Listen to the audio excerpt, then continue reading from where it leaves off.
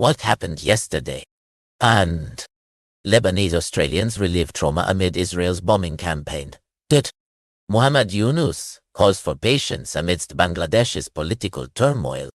Australia's Alan Jones faces sexual offence charges. This and more in your Nugget news for 18 November 2024. In a tragic event, a Russian missile strike on a residential building in Sumy, Ukraine, claimed the lives of 10 individuals, including 2 children, leaving the city and its administrative center struggling, literally, in the dark. Adding to the chaos, 55 more were injured, 8 of them kids. On the flip side, Russia's air defense was busy too, taking down 59 Ukrainian drones overnight, with 2 headed for Moscow. It seems the air traffic in the region comes with quite the bite-the-bullet scenario. Unfortunately, quite literally this time. Bangladesh's interim leader Muhammad Yunus is asking for a little patience, as he vows to carry out necessary electoral and institutional changes before the much-awaited general elections. Yunus, who took the reins after Sheikh Hasina's controversial 15-year rule ended, stated reforms need time, but assured an election commission is just around the corner. His main goals: to create a lasting electoral system and investigate human rights violations from Hasina's era. Yes, that includes looking into the alleged disappearances and grim protests that concluded her term. India's also in the spotlight since Yunus is seeking to extradite Hasina, who's now in exile there. As Yunus juggles talks with political parties like the BNP, Bangladesh's journey to electoral reform is like building a track for a runaway train. Pope Francis has thrown the word genocide into the mix when it comes to the situation in Gaza, stirring the international pot. He's urged a deeper dive to see if the distressing events align with the legal definition of genocide. These remarks pop up in a new book, set to hit the shelves called Hope Never Disappoints. While Francis didn't flat-out brand it genocide, he's raising eyebrows by leaning into the debate. Meanwhile, Israel insists it's defending itself, and with legal cases flying around in The Hague, this issue is heating up more than a piña colada under the Caribbean sun.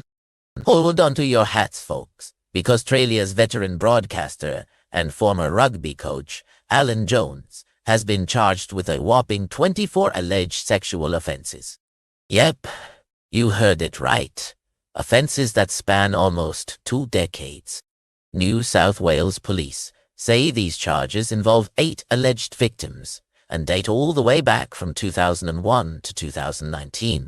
Among the charges are aggravated indecent assault and assault with indecency.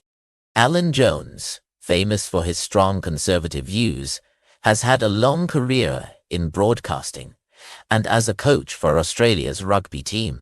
While he's denied these allegations, the Sydney Morning Herald's investigation casts a long shadow on his past.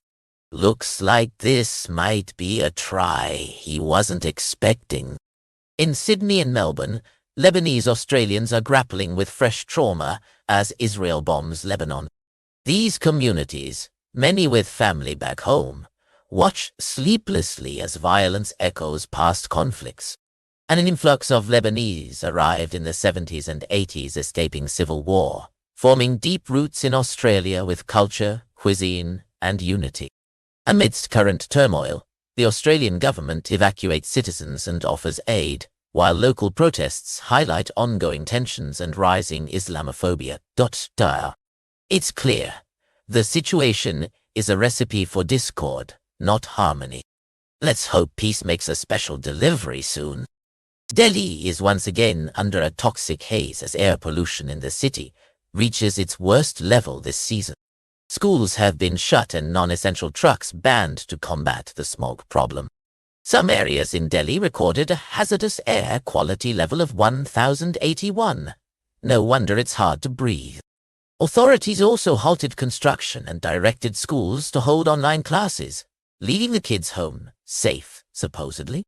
Farm fires in neighboring states and vehicles cease to help, too. Thanks to them, the air is 39 times more polluted than WHO limits. Visibility. That's another story. 100 meters is all you get to see. Why call it a visibility issue? Seems like the smog is really fogging up Delhi's plans to breathe easy this season. Get ready for a shake-up at the Federal Communications Commission. President-elect Donald Trump has picked Brendan Carr, who's no fan of big tech, to run the show. Carr aims to roll back regulations he says are stifling innovation and free speech. This means tackling social media's alleged censorship and potentially reining in tech giants like Google and Apple. Critics say his plans could politicize the FCC and threaten net neutrality. It's a big game of telecom chess, and Carr's got the next move. Looks like he's dialing up some changes.